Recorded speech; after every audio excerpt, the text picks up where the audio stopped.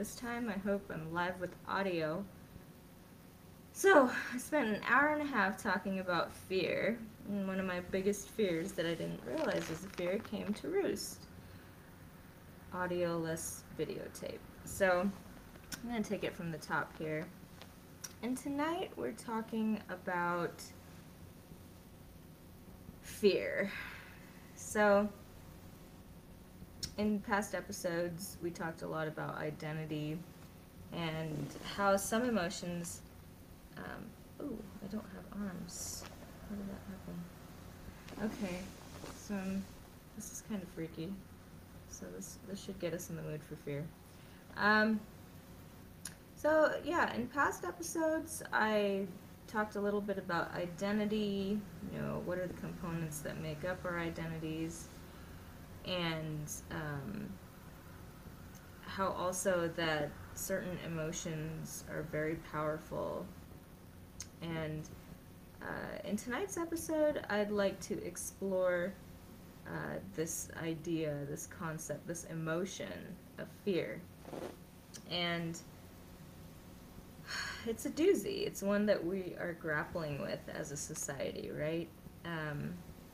And, we're in the Halloween spirit. We're gearing up to really enjoy the entertainment value of this emotion.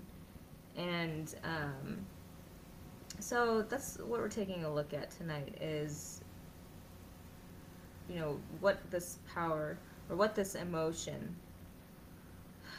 Okay, let's try that again. So what we're taking a look at tonight is how powerful this emotion of fear is in our lives.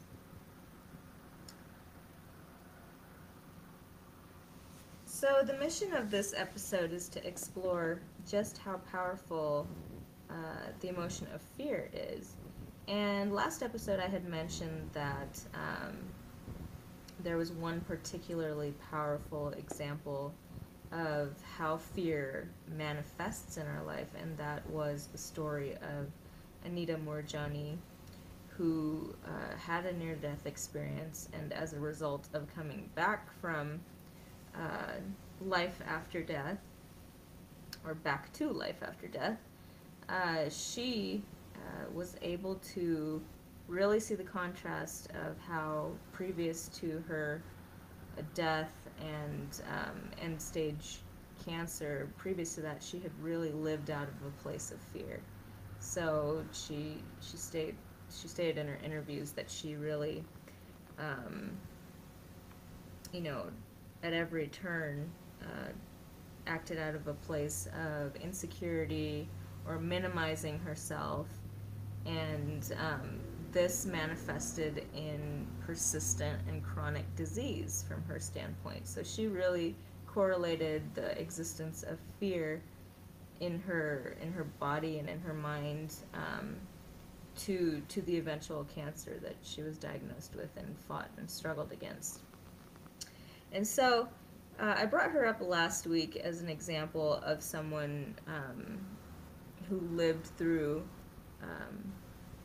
fear, an experience of fear, and then discovered that if she changed her focus to one of love, which is, if we look at the quality of the emotions, it just goes in a different direction, right? Love is expansive. It doesn't, in most cases, limit us if we're feeling what most consider to be a genuine type of love.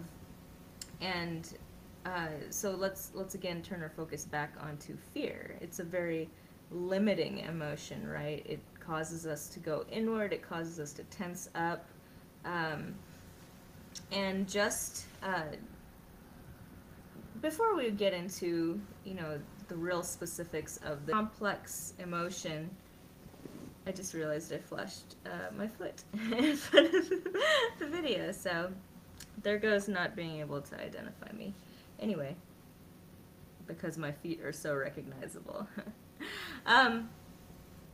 So we're talking about fear. Thanks for the likes. Yeah, I'm a silly creature.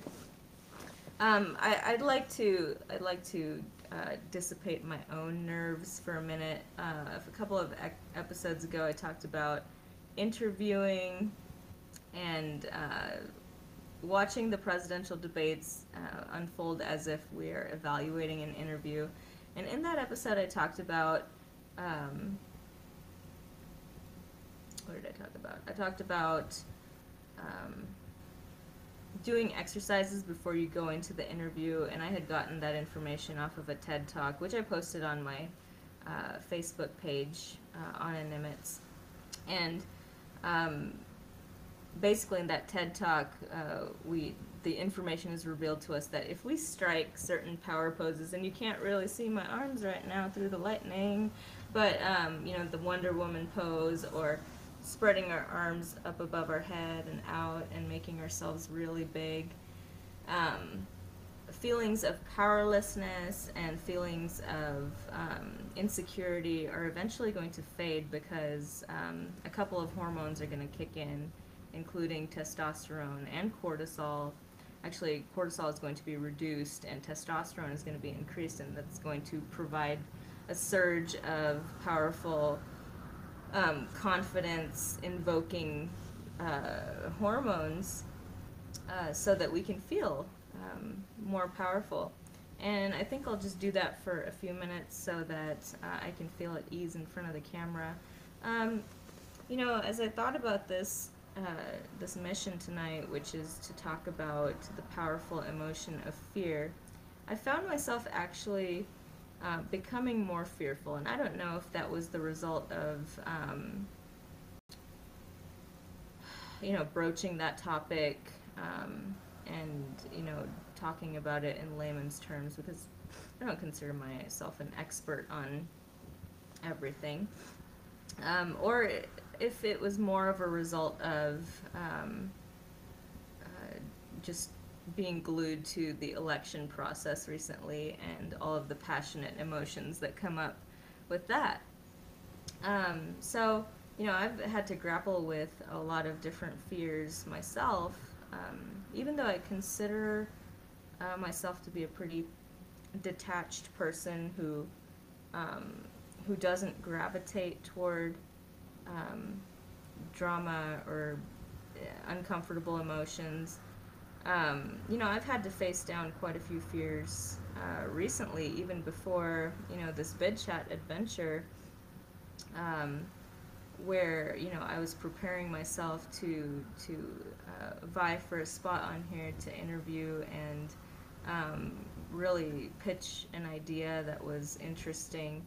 And, I had a lot of fear there. Fear of, hey, what if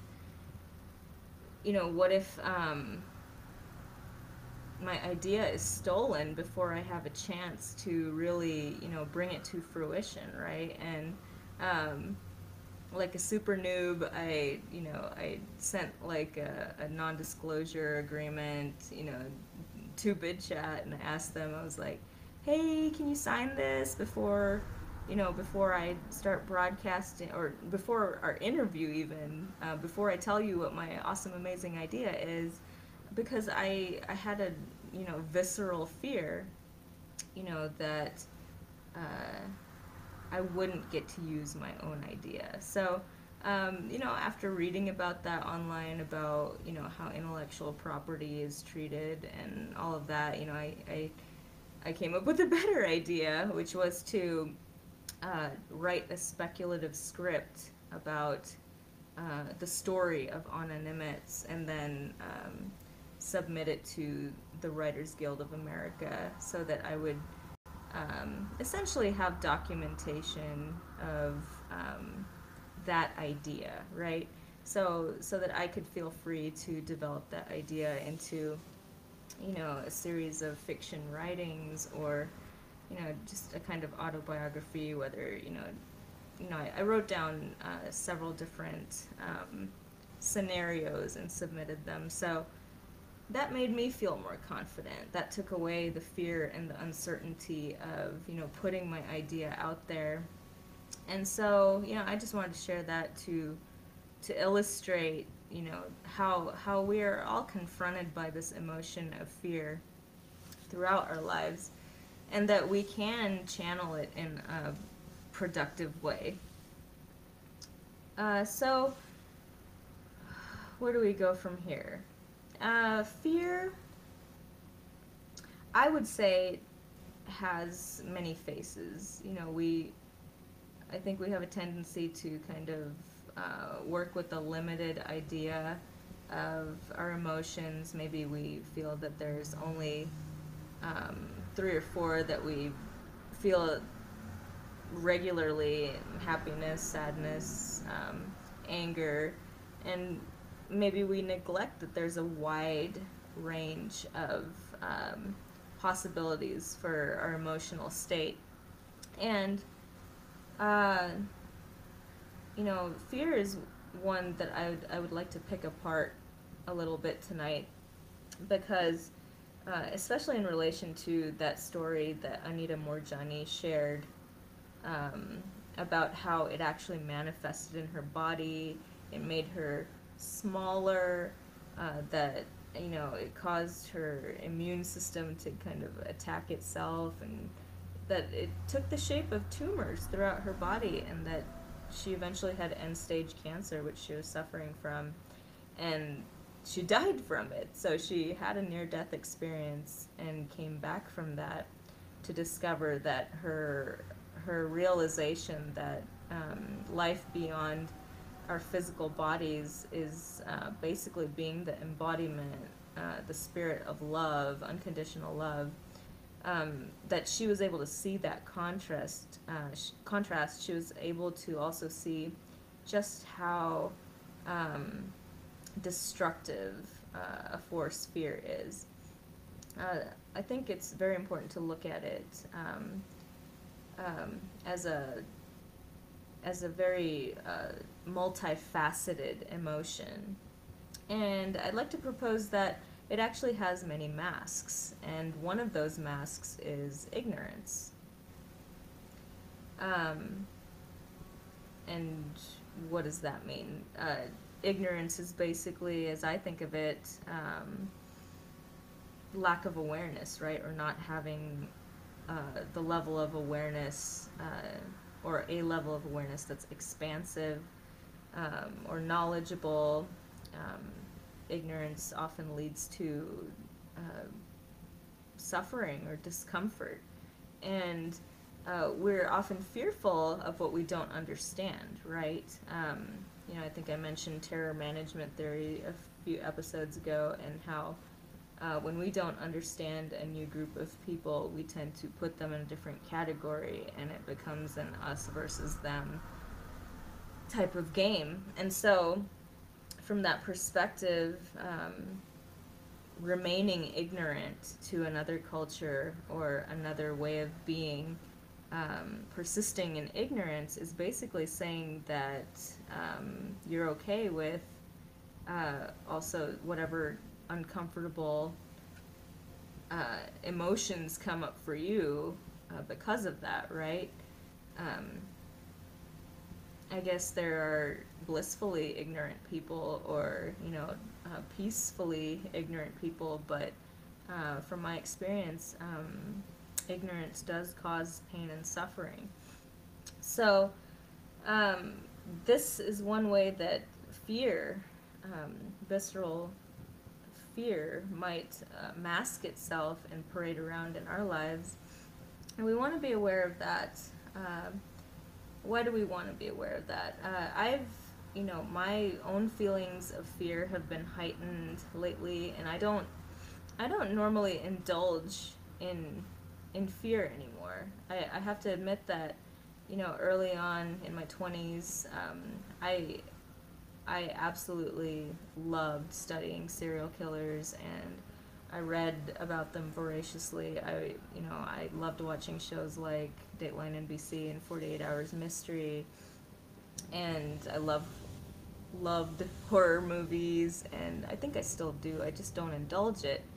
But I had a real desire to know what made the abnormal mind tick, and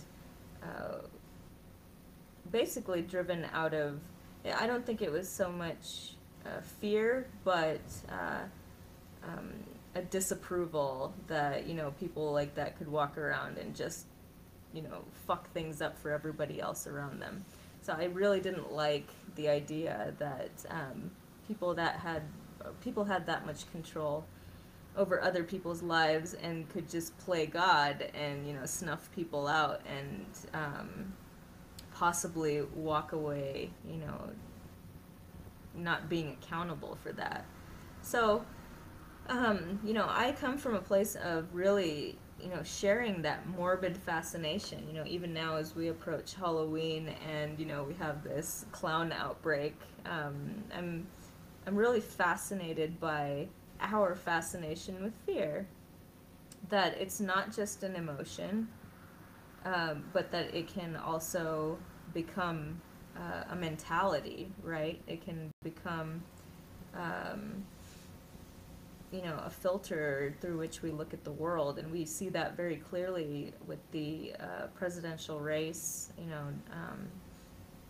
Both sides claiming that election of one or the other is going to trigger a world war or some type of conflict here on our soil, whether that's civil war, some type of revolution.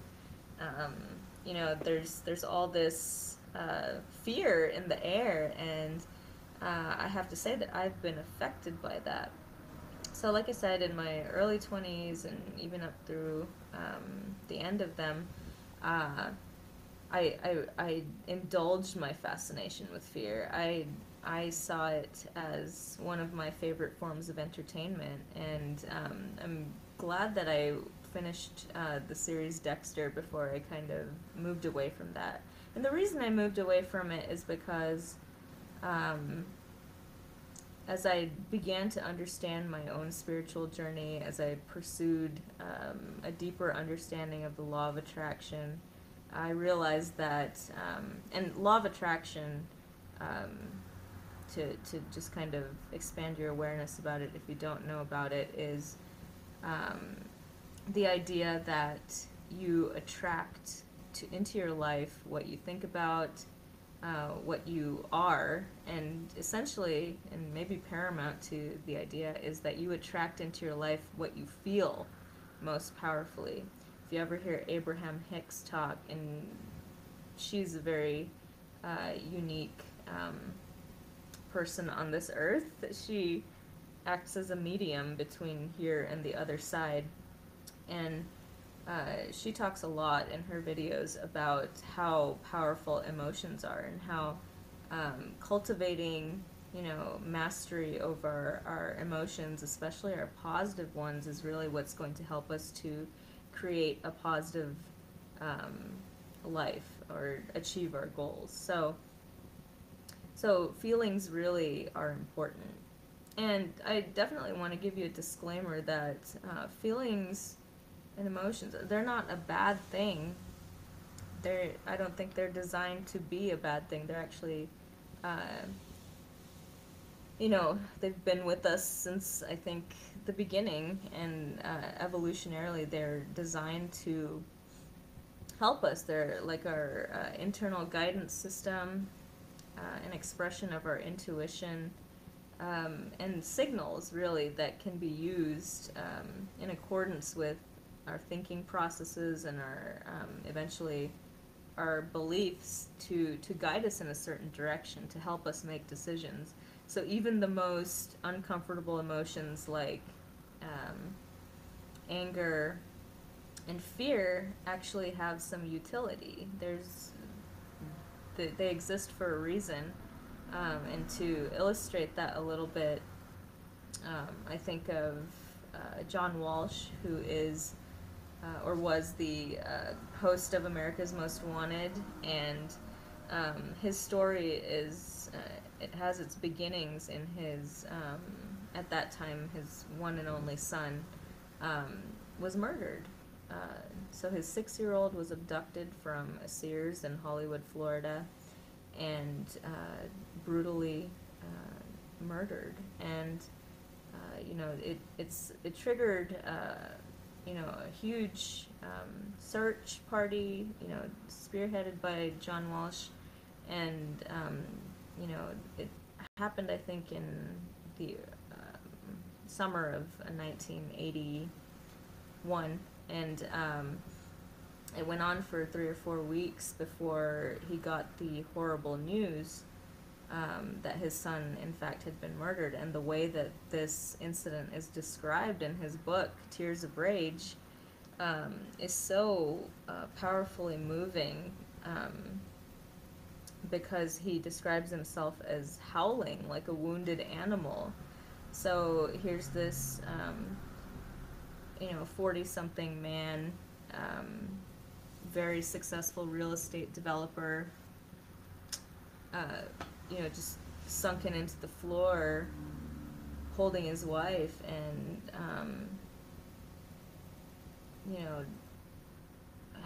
howling and crying in this primal way. And we get a sense of just how deep our emotions run. I mean, his book is called Tears of Rage. If any one of us maybe had gone through that situation, God forbid, we might be deeply, and I don't know that he's not, deeply traumatized and really justified in feeling a deep sense of rage. And yet he was able to channel that anger and create a show that sought justice and sought to bring people to justice, and a very long-running show, and very successful in actually capturing a lot of criminals. And not only that, but he lobbied in D.C. and really helped to put the Center for Missing and Exploited Children on the map. And so, anger, rage, its usefulness is in inspiring us toward justice, and he did that. He harnessed that horrible energy and really made amazing things out of it. So he created out of that. Obviously, it might have taken a toll behind the scenes that we know nothing of, because anger can also be a very, very powerfully destructive emotion. But he did something good with it. In terms of fear, why would that be a helpful, useful emotion to feel? I talked a little bit about how I had a fascination with horror and all things horror and serial killers, and for me, learning about that helped me to understand the human mind and helped me to anticipate whether, the people around me, if they exhibited some of these signs, like the, what do they call it, the triad of, bedwetting, fire setting, and torturing animals. Just having that knowledge would help me to identify if someone was exhibiting this abnormal behavior, and in that way it helped me feel like I had control over my surroundings, right? That I could be a better judge of character, or it could even inform my work. And at times I had aspirations to maybe go to Quantico, Virginia, and follow in the footsteps of John Douglas and be a serial killer hunter, and being comfortable with facing down those fears, and being comfortable with the gore and the horror of it, made me feel like maybe I could do a better job, right? To not be scared, to not be uncertain about it. And the residue of that, though, is that I do think indulging in fear makes you a bit paranoid. I know it made me paranoid. It definitely affected the ability that I have to trust others, right? It gave me a kind of jaded eye, and I think that's an okay way to be, to not easily trust just anyone, right? But that can also go to an extreme to where you end up not trusting anybody, right? That might affect relationships. So it definitely affects the way that you operate in the world. You know, after I watch a scary movie, if I'm by myself, you know, my mind is gonna play tricks on me, and I'm gonna make sure the door is locked and that I have a baseball bat by my bed, and I'm gonna take precautions because now my sense of feeling threatened is heightened, even if it's irrational. So I think it's important to understand fear uh, from a variety of different angles because we are so inundated by messages of fear anymore. Not to mention that it's just a part of our craving for stimulation and entertainment. I mean, clowns are creeping out of the woods and the woodwork to just demonstrate that, right? That we're free to do whatever we want. I mean, look at this outfit, this getup, this environment that I've created. I just felt like doing it, and I did it. Um, and the question that brings us to is, what's the purpose of it, right? What's the purpose of being the way that we are? I know my purpose is to inform and educate and make connections so that I can develop my coaching business and provide coaching to help people, to help anyone who's struggling with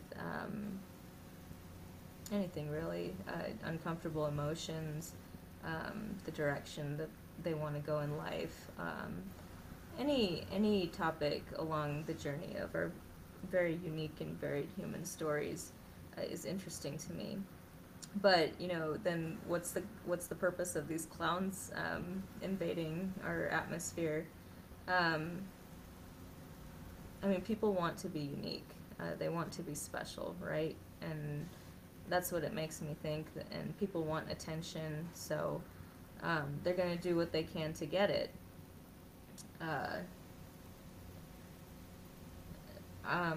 I think a remake of the movie It is coming out soon, so maybe it's an homage to that. One of the creepiest clowns ever, Pennywise, um, and but obviously the concern is, can really bad people be taking advantage of this phenomena of people dressing up as clowns to do other nefarious things. Having read about serial killers, all that flashes in my mind is images of freaking John Wayne Gacy, who murdered upwards of 33 men and boys.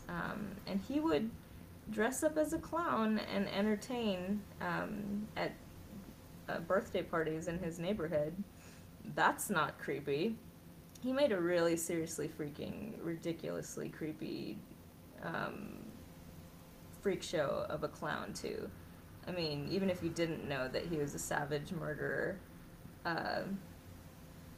still enough to give you chills. And if I'm correct, after he was imprisoned, he actually profited off of painting pictures of himself as a clown and then putting them up for sale on the internet. So he took creep to a whole new level, for sure. Fortunately, he was executed. But yeah, this fascination that we have with the macabre and the morbid, it's really a part of our entertainment too. I mean, if you look at some early '90s shows like Fear Factor or the Crocodile Hunter, going after these thrill-seeking daredevil types of maneuvers, and then showcasing them for the world to see, to kind of get this ick factor or adrenaline type of response. That's part of what we love as our entertainment, and it's continued through to this day.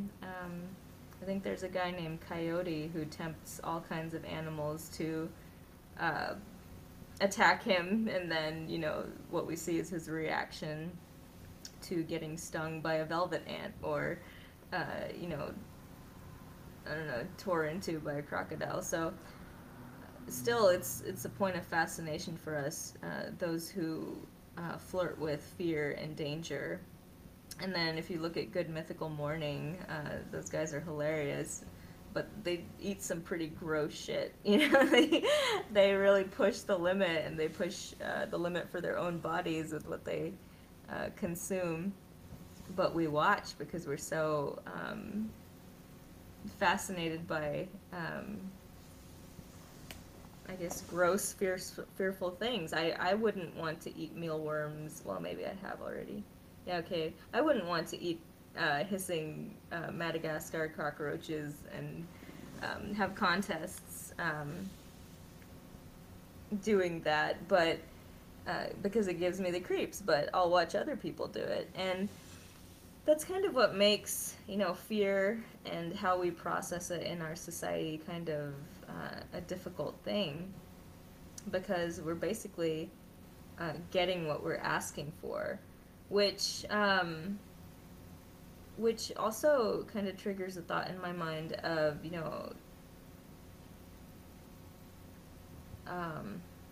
and the thought just left. Let's see if it comes back.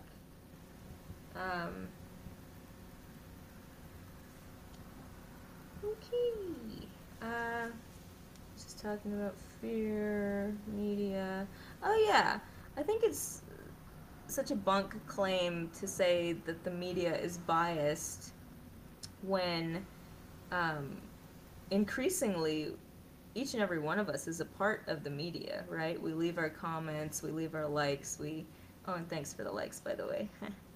But we leave so many traces of ourselves and our approval and our disapproval all over, the ethers, and to say that in a society where really data is collected by all of these news agencies and a lot of industries, really, to target their message toward what people gravitate toward, it's the argument doesn't hold water to say that the media is biased when we are so much a part of it now. I mean, look at everyone broadcasting on YouTube and Periscope, and here on this amazing platform, anybody, everybody, celebrities as well as unknowns, can make their voice known. So, it's a lot smaller of a world, and it's much more targeted to exactly what we're interested in, right?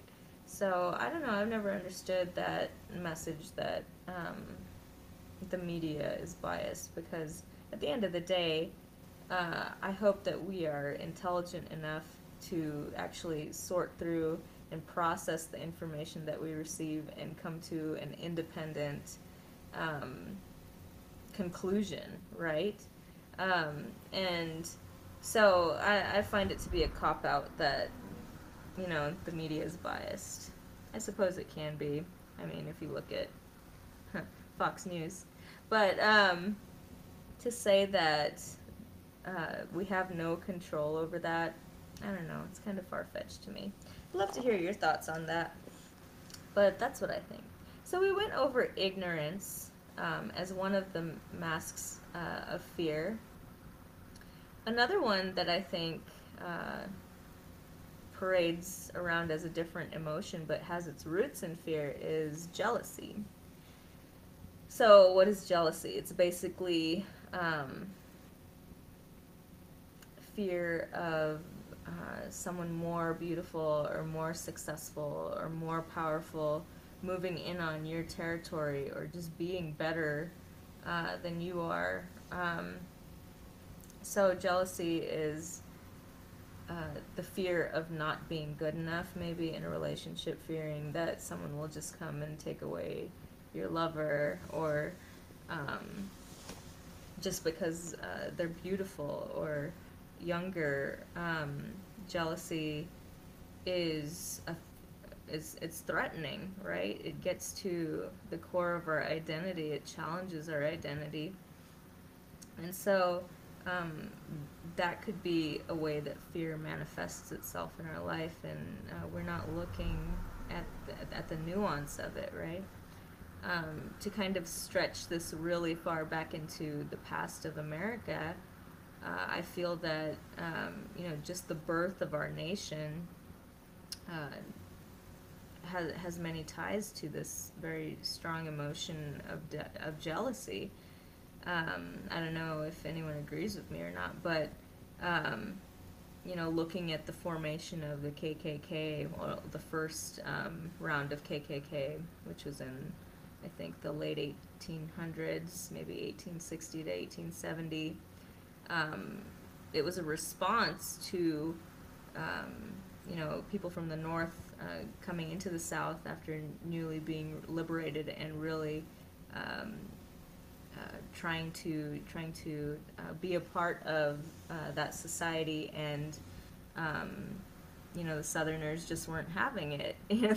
They did not want their power structure to be taken out from under them. I mean, already they had lost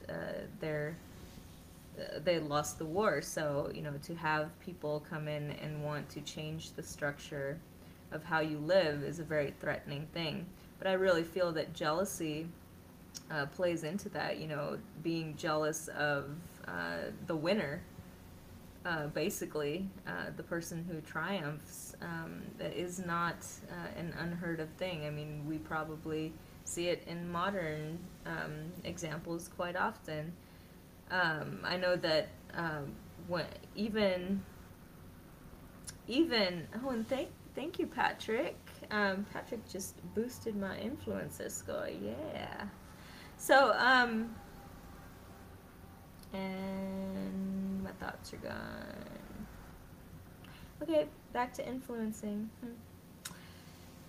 Jealousy.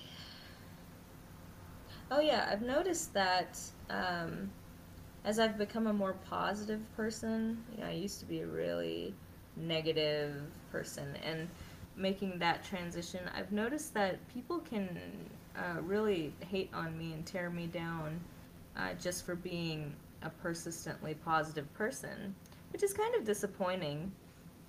Um, but I also read that as jealousy. I read that as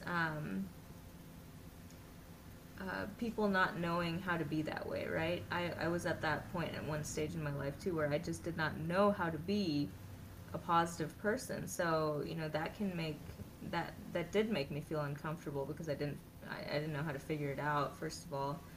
So I can have some compassion for that. But yeah, jealousy. I think there might be some jealousy going on if someone has to put someone down to feel better about themselves, right? That has to come out of a place of insecurity. And there's been a lot of talk lately about narcissistic personality disorder, and how that is characterized by a need to have the attention on oneself, and basically toot your own horn all the time. And it, contrary to popular or maybe common belief, it's not a mark of self-love to have narcissistic personality disorder. In fact, that person is lacking love, the type of love and attention that would satisfy their ego, and they're acting in an opposite manner of someone who really, really, truly loves themselves. I would say that an antidote to this particular mask of jealousy, being a mask of fear, is to truly cultivate self-love. And if it's something that is a new concept to you, I would love to talk with you about it. My coaching services are available to anybody.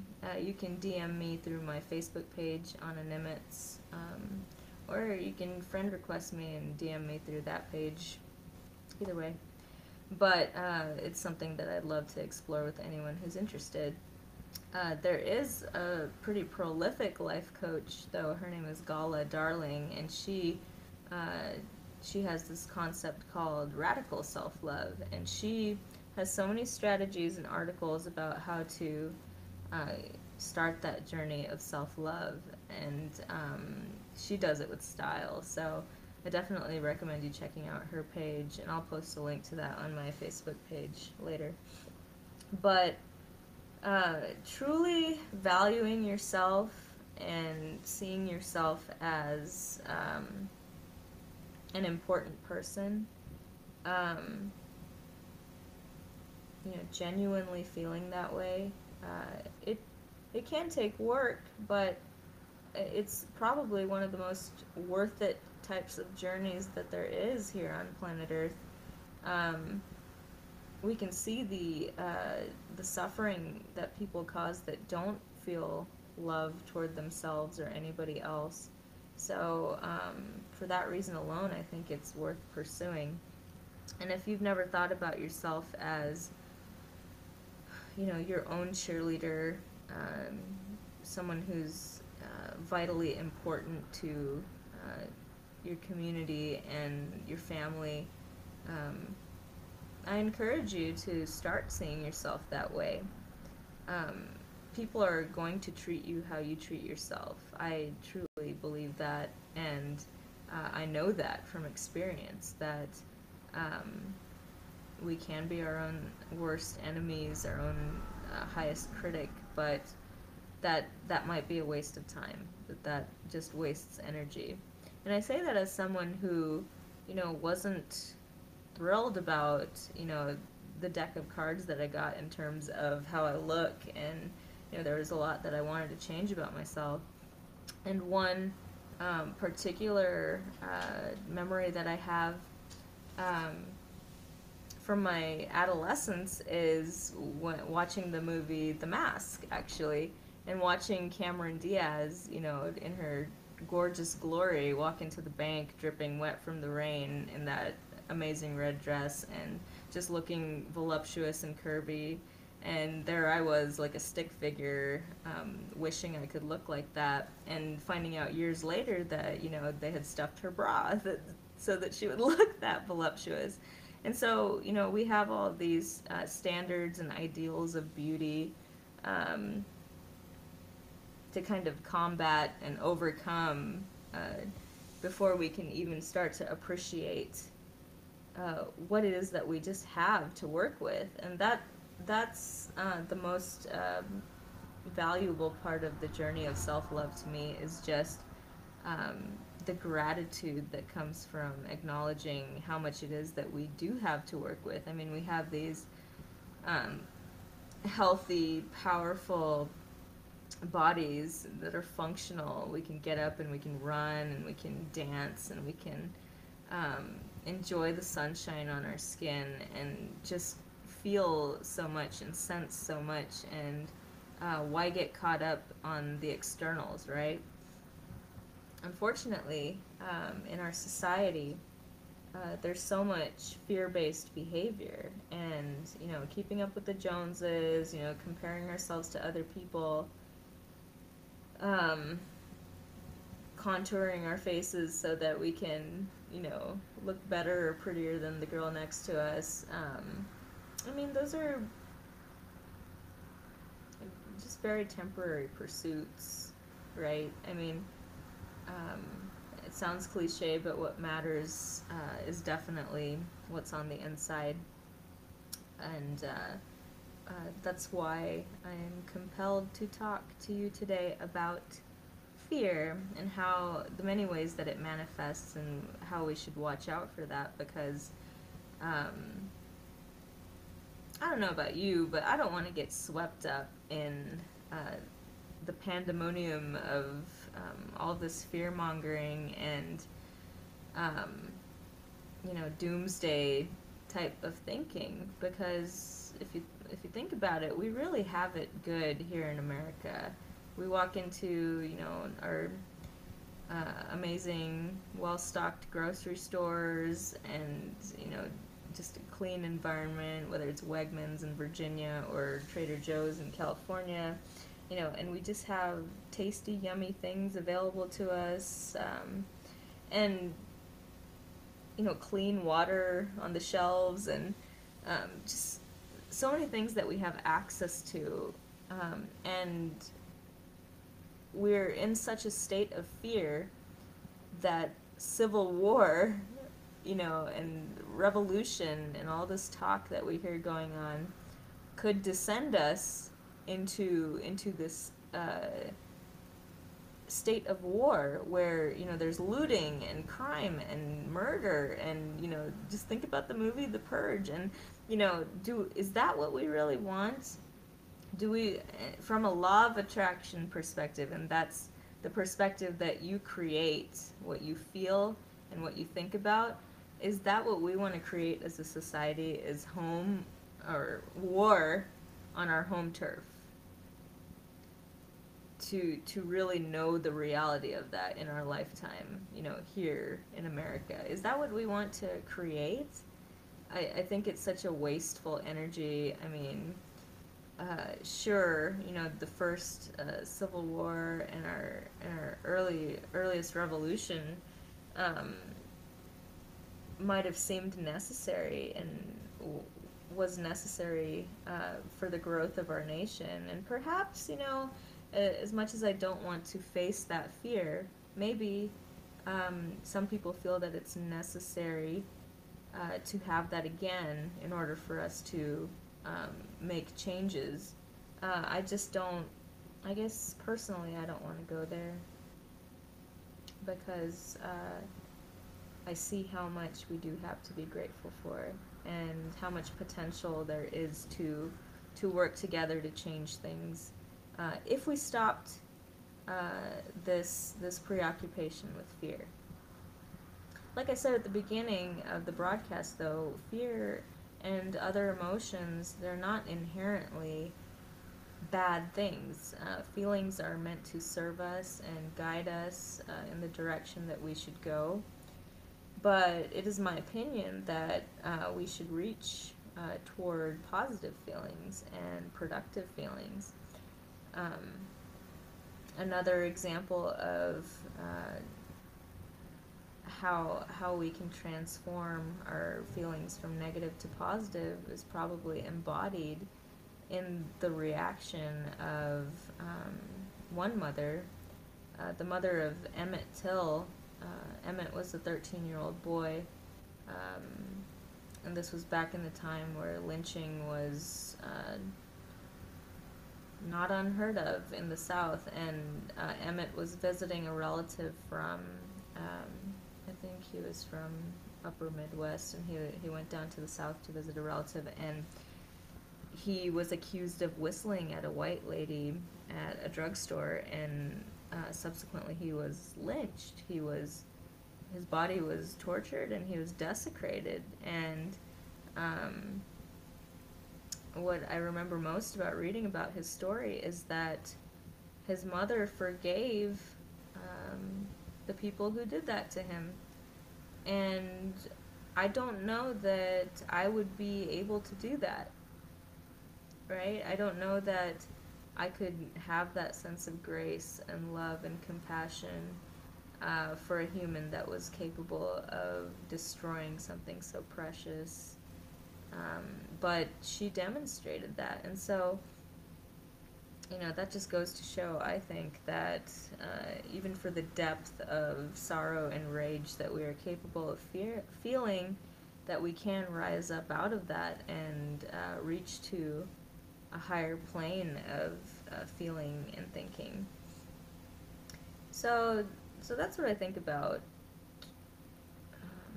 jealousy and envy and insecurity and ignorance, is that they are all manifestations of fear. What else? Hate would fall into that category. Maybe hate is more of a symptom, a chronic symptom of feeling insecurity or jealousy or envy towards someone, or having been hurt by somebody. Um, but it's still this fear, I think, that to show love for that person would be a weakness, you know? Or that it would be an uncomfortable thing to forgive that person and move on. I don't know. What are your thoughts? What are the ways that you think fear manifests itself in your life, or the people that you observe around you? I think that it's worth taking a look at, and I'd like to continue exploring it in future episodes. I definitely also want to explore the idea that we're very powerful in our power to either create things or destroy things, right? I think if we were to judge each other, or not judge each other, but help each other according to who's displaying creative, innovative, helpful, positive behaviors versus who is displaying negative, destructive behaviors, versus focusing on the externals, I think we'd be a lot better off. I mean, just take the pro-life, pro-choice argument as an example. If we were to take the focus off of the act of abortion and really funnel our thoughts and our resources toward preventative measures, and I'm sure that this idea is already out there and it's being done, but if we were to be preventative in saying, this is the education someone needs to know, just how powerful they are, just how capable they are of creating human life. This is what someone needs to know in order to effectively raise a human life and be responsible for that human life. If we were to channel our energy into increasing awareness there, and make people aware of their creative power versus emphasizing what our powers for destruction are, I think it would go a long way toward us really living up to the identities that we claim. To see evangelical Christians support Donald Trump is just, I don't even know how to reconcile that in my mind, because of the quality of character that he displays. In my opinion, it's not a very high quality of character. Very negative, very focused on the negative, and very focused on building up fear and actually increasing fear. And that's just my perspective, though many of you might share it, that he is just indescribable in his ability to, sink into the psyches of people and stir up fear. I've never seen anything like it, and I've never seen it not be held accountable in the way that it has, and that inspires fear in me. I'm a pretty even keel person, and I'm pretty unflappable. So to observe that is not a comfortable feeling. So, but take that as an example too of, if we were to focus on positive people who really want to serve and do good things, wouldn't that do us more good in the long run? And why is it that we don't gravitate toward that? Is it because of our fixation with wanting this dramatic stimulation all the time, wanting this agitation, this agitator? I don't know. These are just my thoughts. But I'm very interested in seeing what your thoughts are. Please do visit my Facebook page and chime in with any thoughts that you have about fear or jealousy. I'm always interested in hearing people's stories, and um, I'm always wanting to engage people in conversation. I have random conversations with people everywhere I go, so it's one of my favorite things to do.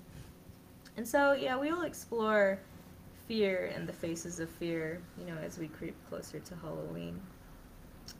I definitely encourage you to check out my friend's broadcast too. She has a show called Friday Night Frights, and she talks about hauntings and ghost stories and all kinds of amazing stuff. That's very, very interesting, right? It is interesting because it's fun to feel suspense. It's fun to feel um, a sense of connection with history, or based on a true story types of deals where our intrigue is just heightened. Um, but I definitely want to take a holistic view of it and see if we're not going overboard with fear in our lives. But let me know your thoughts. I'm always interested in knowing. You can tweet at me on Twitter, obviously, at Anna, or No Limits Nimitz. So that one is No Limits Nimitz. The limits is also with the Z. But like I said, I'm going to post that resource for Gala Darling so that you can learn about radical self-love, which I think is basically the answer to all fear, is to counter it with love. And that's all I got to say about that tonight. Thank you so much for watching, and wishing you a lot of love versus fear. But we'll talk about it more. You guys have a great weekend. Much love.